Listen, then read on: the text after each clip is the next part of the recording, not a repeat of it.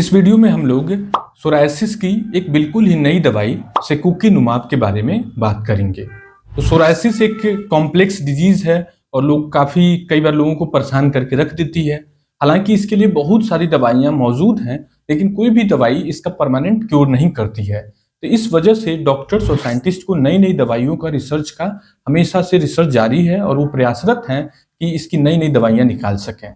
कई बार ऐसा होता है कि जो कन्वेंशनल दवाइयां हैं, जैसे कि मेथोट्रेक्सेट, साइक्लोस्पोरिन, एसिट्रेटिन, ये दवाइयां सोरायसिस को या तो अच्छे से नहीं कंट्रोल कर पा रही हैं, या फिर कभी ऐसा होता है कि इनसे बिल्कुल ही अच्छा रिस्पॉन्स नहीं आ पा रहा है और कई बार इनके साइड इफेक्ट आते हैं, तो उस वजह से भी डॉक्टर को दूसरे अल्टरनेटिव विकल्प की तलाश करनी पड़ती है। इसी वजह से नए नए मॉलिक्यूल अब डेवलप किए जा रहे हैं। तो एक होप के तौर पर जो बायोलॉजिकल जैविक ग्रुप की दवाइयां हैं, अब वो धीरे धीरे इमर्ज हो रही हैं और रिसर्च जैसे से बढ़ते जा रहा है, नए नए दवाइयां एडिशन होती जा रही हैं। तो उसी में से एक दवाई है सेकुकिनुमाब।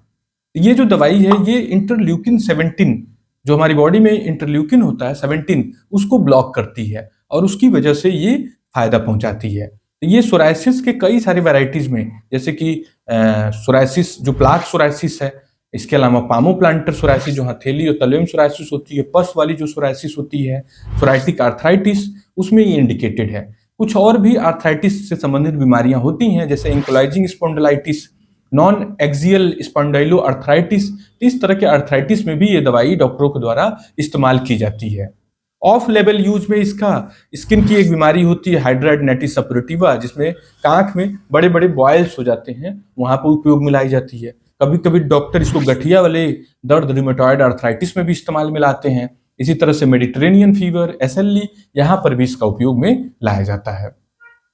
ये दवाई इंटरल्यूकिन 17 को टारगेट करती है और उसके लेवल को कम करके सोरायसिस में काफी ज्यादा बेनिफिट पैदा करती है। मतलब कि ये एक टॉप लेवल की मेडिसिन के तौर पर इमर्ज हो रही है और धीरे धीरे अब इसका जैसे जैसे एज बीत रहा है, जैसे समय बीत रहा है, तो डॉक्टर्स को भी इसका काफी ज्यादा एक्सपीरियंस होता जा रहा है। ये प्री फिल्ड सिरिंज के तौर पर आती है, मतलब कि पहले से ही भरी हुई सिरिंज के तौर पर।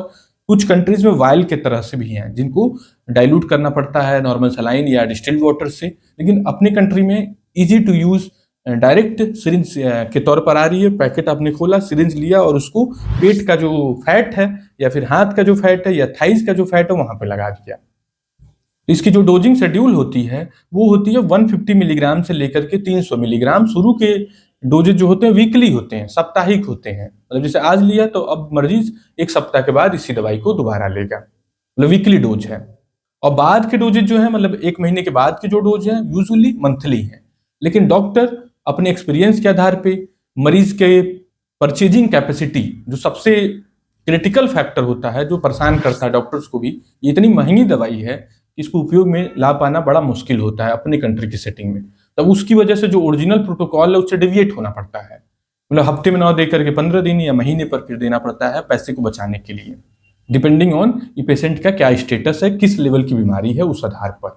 यदि जरूरत है तब तो आपको प्रोटोकॉल फॉलो करना ही पड़ेगा। तो ये बहुत ही कामयाब, और इसकी सबसे जो पॉजिटिव बेनिफिट निकल के आ रही है, इसकी सेफ्टी प्रोफाइल बड़ा ही एक्सीलेंट लेवल का देखने को मिल रहा है। मतलब ये साइड इफेक्ट इसके हल्के फुल्के हैं और मामूली नॉन सीरियस साइड इफेक्ट इसके देखने को मिलते हैं। मतलब सीरियस वाले साइड इफेक्ट्स बहुत ही कम है, बहुत रेयर पेशेंट में है। इस वजह से धीरे धीरे अभी बहुत ही डॉक्टरों की चॉइस वाली दवाई बनती जा रही है। लेकिन कोई दवाई बिना साइड इफेक्ट के तो होती नहीं है, तो इसके साइड इफेक्ट के बारे में भी हम लोग बात कर लेते हैं।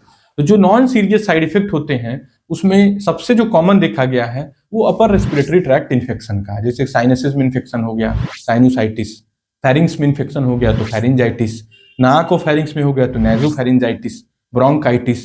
इस तरह के जनरल इन्फेक्शन देखने को मिलता है। कभी कभी बैक्टीरियल और फंगल इन्फेक्शन का भी रिस्क बढ़ जाता है। स्टेफाइलोकोकल या कैंडिडा नाम का फंगस होता है, उसका भी रिस्क देखने को मिला है। तो ये सब माइनर साइड इफेक्ट हैं। कुछ और भी माइनर साइड इफेक्ट, जैसे पेट में कुछ प्रॉब्लम, थोड़ा फीवर जैसा लगना, इस तरह का भी देखने को मिलता है। लेकिन ये एकदम ही सिंपलर और इसको बिल्कुल ही इग्नोर किया जा सकता है। एक साइड इफेक्ट होता है जो कि ट्यूबरकुलोसिस का रीएक्टिवेशन या फिर वायरस का रीएक्टिवेशन, जिसमें कि हेपेटाइटिस बी, हेपेटाइटिस सी। तो ये कभी कभी रिपोर्टेड है, लेकिन यदि प्रॉपर स्क्रीनिंग करके लगाया जाए तो इस साइड इफेक्ट से भी बचा जा सकता है। स्क्रीनिंग का क्या मतलब हुआ कि इस इंजेक्शन से देने से पहले डॉक्टर आपका पूरा सेट ऑफ टेस्ट होगा, उसे कराएगा और आप उसको फॉलो करते हैं, तो इन सब साइड इफेक्ट से भी आप बच सकते हैं।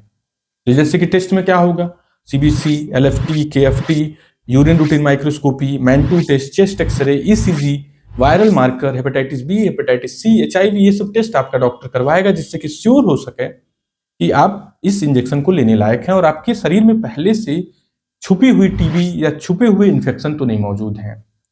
चेस्ट एक्सरे से भी इन्फेक्शन पता चलता है, ईसीजी से आपका हार्ट का स्टेटस पता चलेगा। तो ये सब यदि निगेटिव होता है टेस्ट, तो डॉक्टर बहुत ज्यादा कंफर्टेबल होता है ये इंजेक्शन देने में, मतलब उसके बाद साइड इफेक्ट के चांसेस बहुत ही कम होते हैं। कभी कभी स्किन के ऊपर भी इसका साइड इफेक्ट देखा गया है, स्किन रैसेस पैदा करते हुए एलर्जी, खुजली वाले रैसेस, एरिथ्रोडर्मा, इस तरह का रैसेस भी देखने को मिला है। इसी तरह से एक असामान्य साइड इफेक्ट होता है एनाफाइलेक्सिस, जिसमें कि इस इंजेक्शन की वजह से बॉडी में अचानक खुजली वाले रैसेस, स्वेलिंग, चकत्ते, लाल चकत्ते, इस तरह के हाइव्स टाइप के रैसेस बनने लगते हैं। कभी कभी मरीज को सांस में भी दिक्कत आने लगती है, तो उसको दूर करने के लिए डॉक्टर्स के पास कुछ एंटी एलर्जिक इंजेक्शन होता है, या तो उसे पहले दे देते हैं या फिर इस तरह का साइड इफेक्ट आने पर उसे दे देते हैं। मतलब बड़ा ही इजी है इनको हैंडल किया जाए यदि हॉस्पिटल सेटअप में मरीज इंजेक्शन लेता है तो। इसी तरह से कुछ रिसर्च में हल्का फुल्का संकेत मिला है, इसकी वजह से कुछ कैंसर का रिस्क भी बढ़ सकता है। हालांकि बड़ा ही डिबेट का है, रिसर्च का मैटर बना हुआ है, कंटिन्यूअस साइंटिस्ट और डॉक्टर ऑब्जर्व कर रहे हैं मरीजों को, कंटिन्यूअस फॉलोअप डाटा में है। तो वो अभी बहुत थोड़ा बहुत कुछ रिसर्च में संकेत मिला है कि शायद लाखों में से या हजारों में से कुछ मरीज में थोड़ा सा कैंसर का रिस्क बढ़ रहा है, लेकिन अभी निष्कर्ष पे इस पे साइंटिस्ट नहीं आ पाए हैं। तो इस वजह से आपको कतई इस चीज को लेकर डर नहीं रखना है, क्योंकि यदि यदि डायरेक्ट कैंसर से रिलेशन होता तब तक तो अब तक पता चल ही गया होता। वो इनडायरेक्ट है या हल्का फुल्का या गलत रिजल्ट में है, तो वो धीरे धीरे वो बात निकल के स्पष्ट रूप से आ जाएगी। तो ओवरऑल निष्कर्ष के तौर पे बहुत ही कारगर और हाई सेफ्टी, मतलब जो अभी तक का एक्सपीरियंस है हम लोगों का, उसमें बड़ा ही अच्छा बिना साइड इफेक्ट वाली दवाई के तौर पर हम लोग इसे देख रहे हैं। और लेकिन प्रॉब्लम कहाँ पे है? प्रॉब्लम है इसका कॉस्ट, मतलब इसका जो प्राइस है। प्राइस कैसे? इसकी एक इंजेक्शन की लागत जो है वो 12 से 13 हजार रुपए की है, तो साधारण मरीज के रीच से अभी भी बहुत ही ज्यादा दूर है। लेकिन अच्छी बात क्या है कि जितनी भी बायोलॉजिकल ग्रुप्स की दवाइयां हैं वो तेजी से उनका दाम गिर रहा है। तो होपफुली 5 साल 7 साल में इसका प्राइस काफी कम मिलेगा। जैसे एडेलीमुमाब अब 5 से 6 हजार मिल जा रहा है, इसी का काउंटर पार्ट। तो सोरायसिस वाले मरीजों के लिए अब ये दवाइयां एकदम होपफुल और हाईली इफेक्टिव, मतलब बड़ा ही कारगर दवाई के तौर में, जिसमें पुरानी दवाइयां फेल हो जा रही हैं उसमें भी ये दवाइयां बहुत ही ज्यादा कारगर हैं। तो बहुत ही होपफुल और पॉजिटिव फ्यूचर है सोरायसिस के मरीजों के लिए।